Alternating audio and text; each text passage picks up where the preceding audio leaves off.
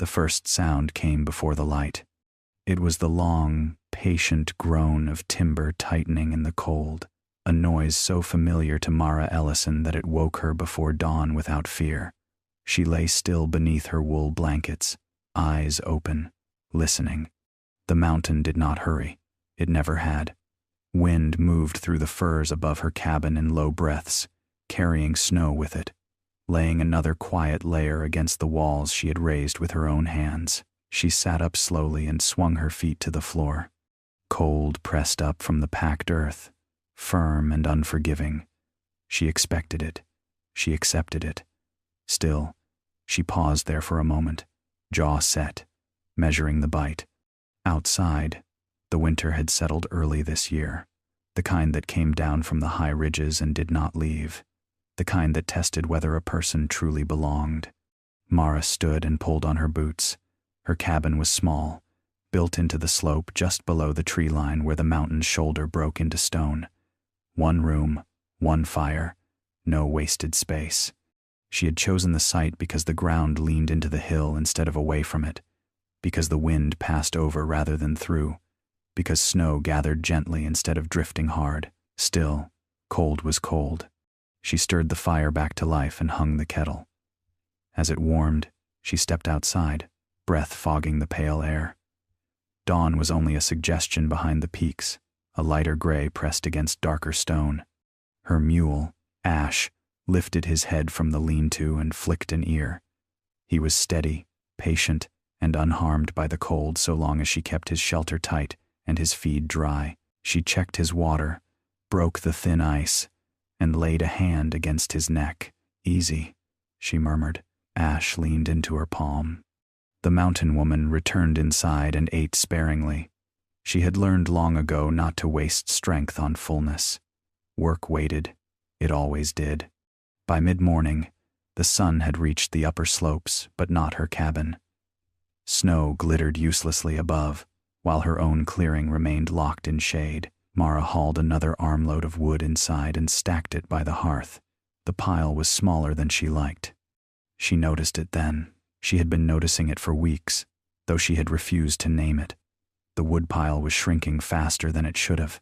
She burned carefully, banked coals at night, sealed every draft she could find. Still, the cold crept up from below, leaching warmth out of the room faster than the fire could replace it. By evening, her hands ached. She sat on her stool and stared at the floor, at the place where her boots left faint prints in the dusting of ash. The earth beneath was frozen hard. It had been since the first heavy snow. Heat climbed upward, wasted itself near the rafters, escaped into the night, down where her body rested, where sleep happened, where endurance mattered most. The cold remained. It was wrong. Mara did not think in grand terms. She did not have the luxury, but she understood materials. She understood weight, flow, resistance. She had spent years watching how stone held warmth long after the sun moved on, how buried roots survived frosts that killed exposed growth. That night, as the fire died low, she lay awake and listened, not to the wind, to the cabin. Heat moved. It always did. The question was where it went, and why. To my fend, and cool fiver interned, and cool fiver int. The next day, she rode down to the lower settlement. It was a half-day journey through switchbacks and open timber. The trail was narrow but familiar. She had walked it in worse weather. The settlement itself was small, just a scatter of cabins and one shared storehouse. People there had opinions about Mara Ellison, most of them spoken behind hands. They called her stubborn. They called her impractical. Some called her foolish for living so high on the slope alone. None of them offered to trade places. She dismounted and tied Ash. Inside the storehouse, the air was warmer, but smelled of damp wool and smoke. A few men looked up when she entered, then returned to their talk. "You'll freeze up there one winter," one of them said casually, not looking at her. She did not answer. She traded dried roots for iron nails, lime, and a length of salvaged pipe. The man behind the counter raised an eyebrow at the pipe. "Drainage?" he asked, Something like that, Mara said. He shrugged. People had stopped asking her questions years ago. On the ride back, the idea took shape.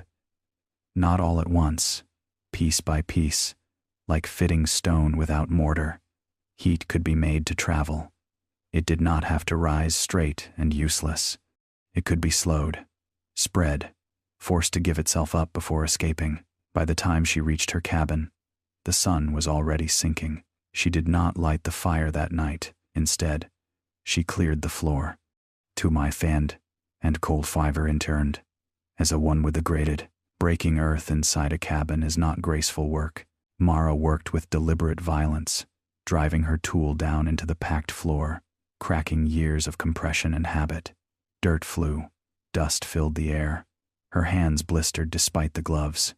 She began near the hearth, where the fire already held power. She dug a trench forward, straight and narrow, angling ever so slightly upward toward the far wall. The earth resisted, but not enough to stop her. She had cut into stone before. This was nothing. By the second day, neighbors began to appear. They stood in her doorway, boots planted in snow, watching as she tore apart the floor she had once smoothed with care. "You're ruining it," one said. "You'll never finish before winter deepens," said another. She kept digging. By the end of the week, the pattern was clear. A main channel, branches spreading outward like roots. She laid the pipe carefully, sealed joints with lime and clay, reinforced weak points with iron. She worked slowly, testing slope with her hands when her level froze stiff. At night, she slept wrapped in blankets beside a weak fire, her breath fogging the air. The cabin was colder now, exposed and torn open, but she did not stop. She was not destroying her home, she was correcting it. If you don't nine, when the pipes were laid and buried again, the floor looked almost the same as before. Almost. Only she knew what lay beneath. The first test came on a gray morning thick with snow. She lit the fire and waited until it burned clean and steady. Then, she adjusted the damper she had fashioned from scrap iron, guiding the smoke where she wanted it to go. The change was subtle at first. An hour passed. Then she knelt and pressed her palm to the floor. Warmth met her skin, not the sharp heat of flame, but something deeper, steadier, the kind that did not rush away. Mara sat back on her heels and let out a breath she had been holding for weeks. Outside, the mountain remained cold and unmoved. Inside, something had shifted. She had not conquered the winter, but she had learned how to stand within it. The mountain answered experiments without mercy. By the third week after Mara Ellison buried her pipes and smoothed the floor back into something that looked ordinary, the weather turned. Not suddenly, not dramatically. It simply tightened, day by day, the way a fist closes when it means to stay shut. Snow fell without wind. Then wind came without snow. Nights deepened until even the stars felt brittle. Mara woke before dawn each morning and tested the floor with bare feet. At first, the warmth surprised her every time. It rose gently, not enough to steam breath or drive her from blankets, but enough that the cold no longer climbed straight into her bones, enough that she could stand still without boots and think. That mattered. She learned the rhythm of it quickly. Fire too hot, and the draw pulled smoke faster than the pipes could drink it. Fire too low, and the earth cooled before dawn. She learned how long the floor held warmth after the last log burned down to coals. She learned how the heat spread unevenly at first, stronger above the main run, softer near the walls, then slowly evened out as the soil itself began to remember warmth. Memory, she thought, was not just for people. By early winter, she was burning less wood than any year before. The pile still shrank, but at a pace that made sense. Her hands cracked less, her sleep came easier. The mountain noticed. On the first morning, the temperature dropped hard enough to turn breath into needles. Mara woke to a knock. It was not loud. No one knocked loudly on her door unless they were desperate. She pulled on her coat and opened it to find Eli Brand standing stiffly in the snow. He was younger than her, but already bent by years of hauling and cutting. His beard was rimed white. "You warm?" he asked, without greeting. Mara stepped aside. Eli crossed the threshold and stopped. He did not move for a long moment. Then he bent, pressed his gloved hand to the floor, and pulled it back as if it had surprised him. "This ain't right," he said quietly. She poured him water, set it near the hearth, and waited. Word travels differently in winter. Faster, sometimes, because there is little else to do but listen and remember. By the end of the week, 3 more people had come. Then 2 women from the lower slope, boots wrapped in cloth because leather had stiffened uselessly. They stood in her cabin, stamping snow from their feet, eyes scanning the floor, the walls, the second chimney that ran opposite the hearth. One of them asked the question everyone eventually asked. "Why hasn't anyone done this before?" Mara shrugged. "They might have," she said. "It just didn't spread." That answer satisfied no one, but they accepted it. The real test came when the mountain took away choice. The cold dropped further, past what even the old-timers remembered clearly. Night after night, the dark held its grip. Cabins lower on the slope burned wood until their chimneys glowed faintly red, and still frost crept across floors and into bedding. One afternoon, near dusk, Mara saw movement on the trail. A woman, bent forward, carrying more weight than her body should have. A child wrapped against her chest, unmoving but breathing. Behind her, a dog trotted stiffly, tail low but steady. Mara did not hesitate. They were inside within moments, snow melting into dark patches on the floor. The woman sank down, shaking. The child whimpered weakly, then went quiet again. "Stay," Mara said, firm and calm. She laid blankets on the warm earth, guided the child down gently, careful not to shock small limbs with sudden heat. She fed the fire, adjusted the damper, then knelt and pressed her palm against the child's back through layers of cloth. Warmth moved upward. The dog curled close but remained alert, ears flicking, watching every movement. It was unharmed, exhausted but steady. By morning, the child slept more deeply than it had in days. The woman cried into her hands, soundless. After that, no one laughed anymore. "We have to reform, to make of this." Helping others came at a cost. Mara's days filled with explanation, demonstration, repetition. She walked people through the floor pattern using a stick, scratching lines in the dirt outside. She explained slope and draw in simple terms. She warned them of smoke, of impatience, of shortcuts that would fail. Some listened, some nodded, and then built badly anyway. She went when she could, carrying tools, showing how to seal joints, how to angle pipes just enough. She refused payment beyond shared meals and help hauling wood. The mountain already took enough from people. She would not add to it. Not every cabin could be saved that winter. She knew that. No system built in frozen ground could be finished quickly. But some families moved temporarily, sleeping in turns in warmer spaces, waiting out the worst nights. The community changed without announcing itself. People stopped arguing about whether cold was inevitable and started asking where heat belonged. Mara noticed the shift not in words, but in work. Men who had once told her she lived foolishly now carried soil carefully, packing it firm, asking her to check slope with her hand. Women measured spaces and planned branch runs while children watched, learning without knowing they were learning. The mountain watched, too. Late one night, when the wind came screaming down the ridge hard enough to shake the rafters, Mara woke and stood barefoot on her floor. The warmth was still there, deep and patient. She fed the fire once, lightly, and returned to bed. She slept until dawn, and I like Test. By the time the sun began to climb higher again, something permanent had been set. Not every cabin had warm floors. Not every person trusted what they could not see. But enough did. Enough survived that winter with fewer fevers, fewer hollow mornings, fewer long nights of fear. Mara Ellison did not think of legacy. She thought of work, but sometimes, standing in her doorway as smoke drifted thin and cool from the far chimney, she allowed herself a quiet understanding. The mountain had not changed. She had learned how to live with it. Spring did not arrive all at once.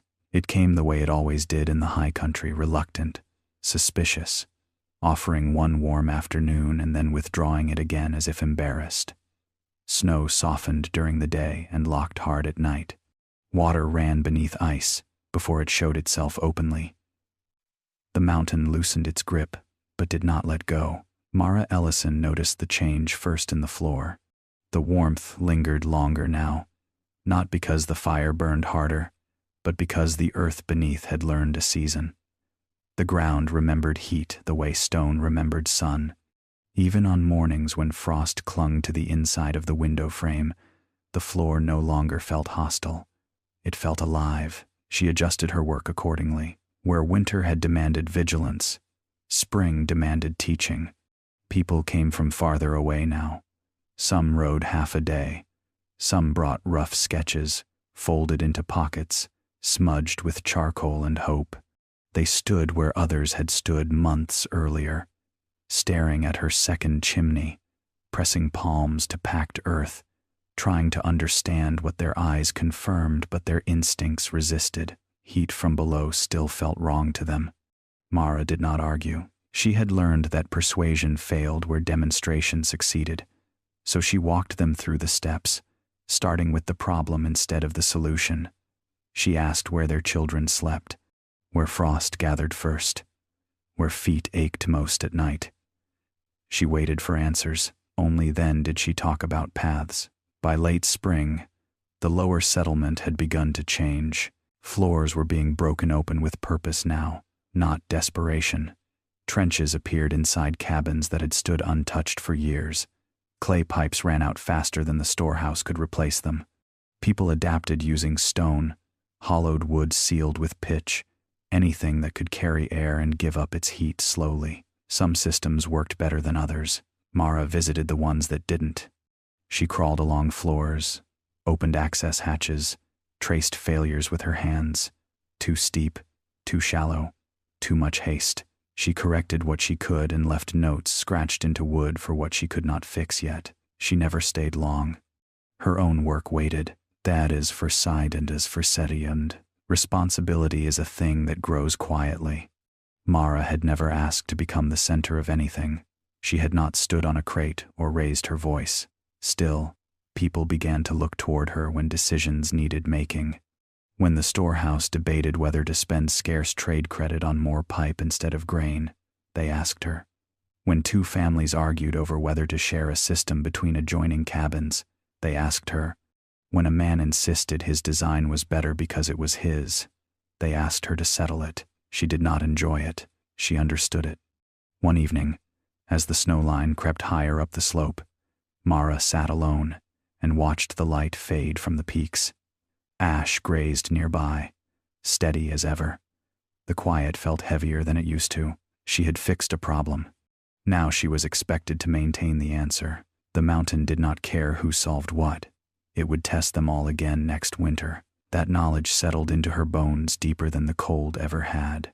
To descend, people are formant. The true measure came when someone tried to claim the idea. A trader from far below the valleys arrived one afternoon with polished boots and too many words.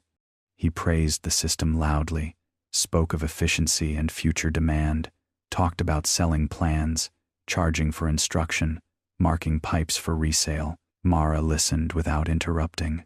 When he finished, she shook her head. "This only works if people understand it," she said. "Not if they buy it and think it's done." He frowned. "People pay for solutions." "They pay," she agreed. And then they stopped thinking. She refused him outright. The trader left irritated, warning that others would not be so generous. Mara watched him go without response. She had no interest in guarding something that required care more than ownership. The mountain would correct misuse faster than she ever could. Redia. We frowned. By midsummer, the slope looked different.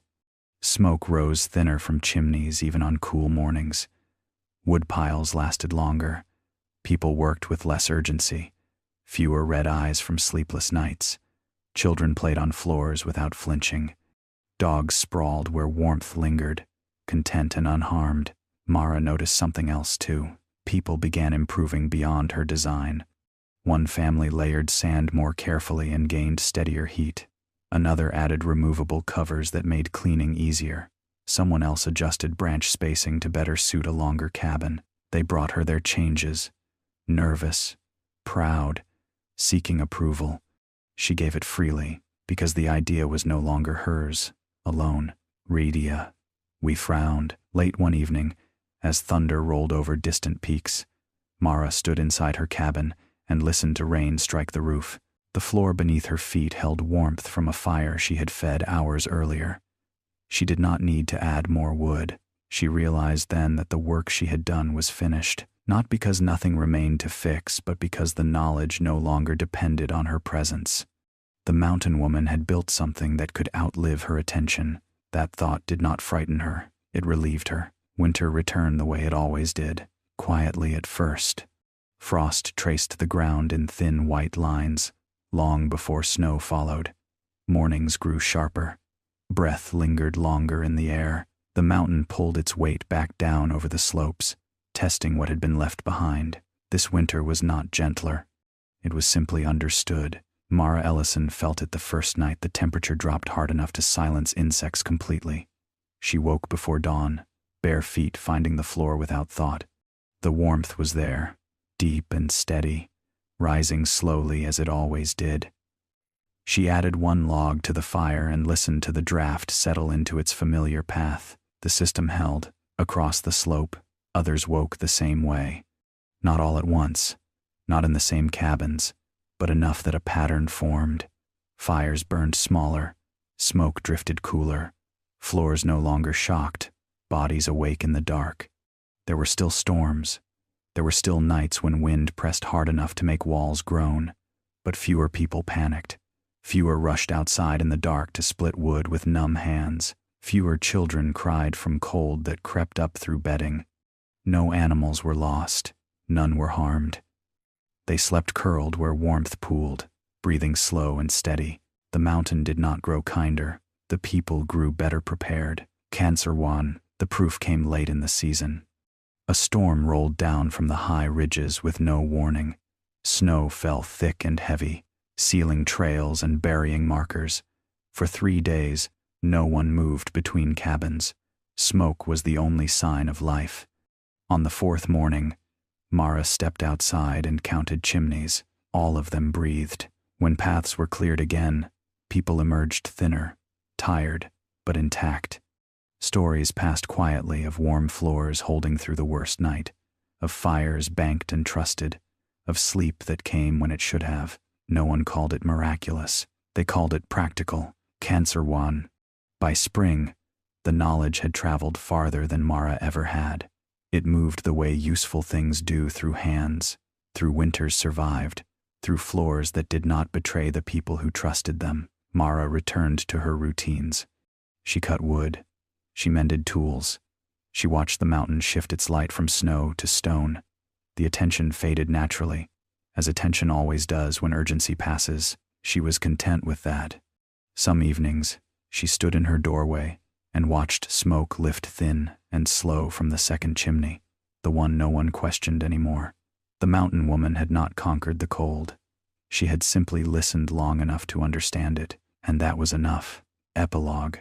Years passed without announcement. They did not arrive as milestones or markers, but as accumulated mornings. Frost, then dew, snow, then melt.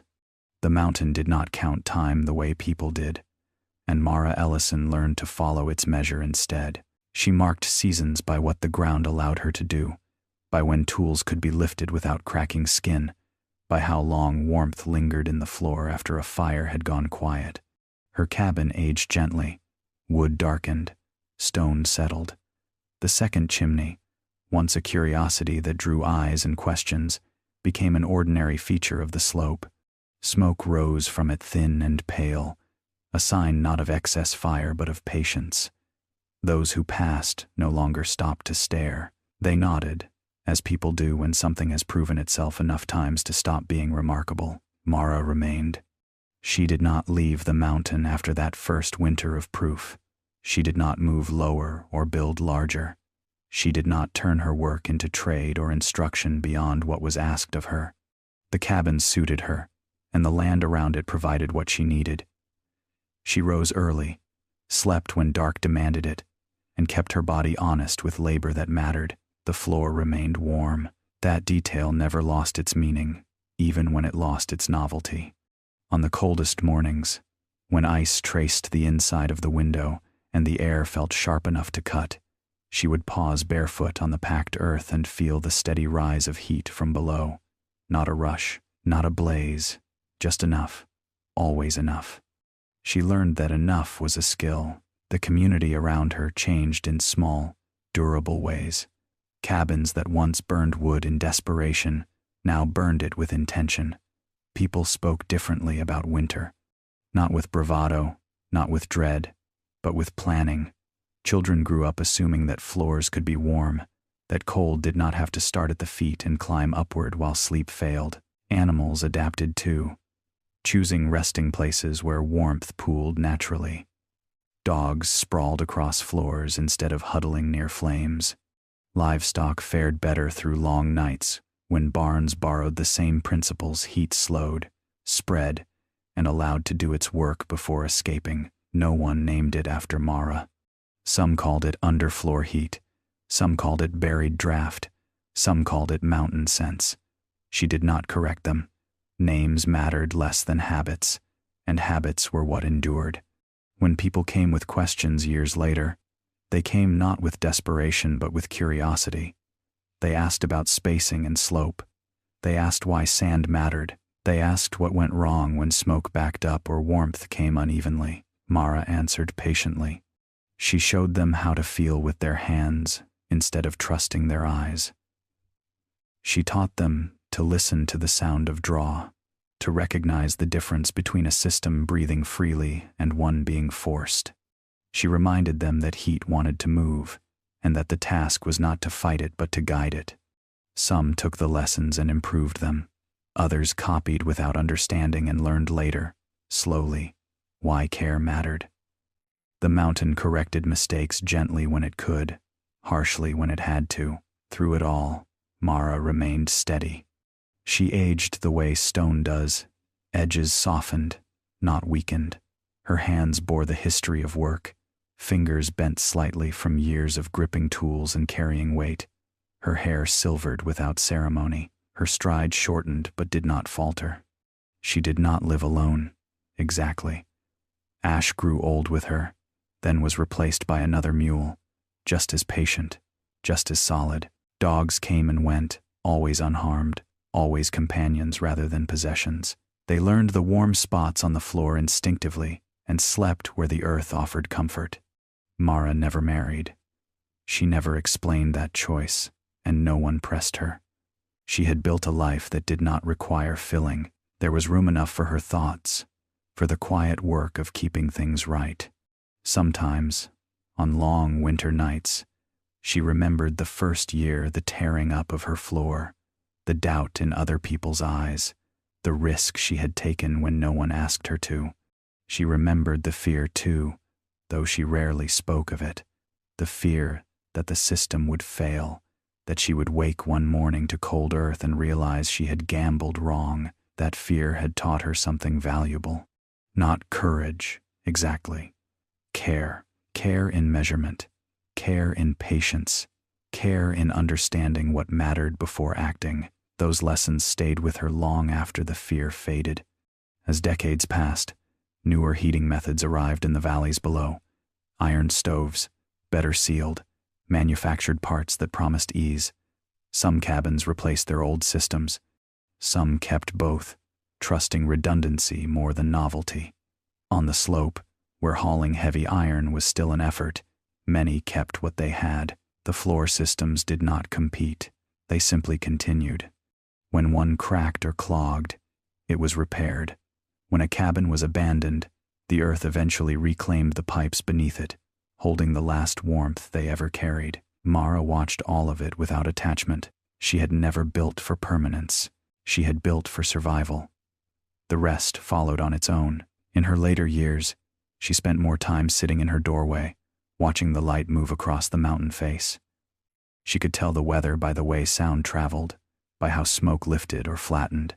She could feel changes in the ground before they reached the air. On one particular evening, late in a winter that had been neither mild nor cruel, she sat barefoot on her floor and rested her hands on her knees.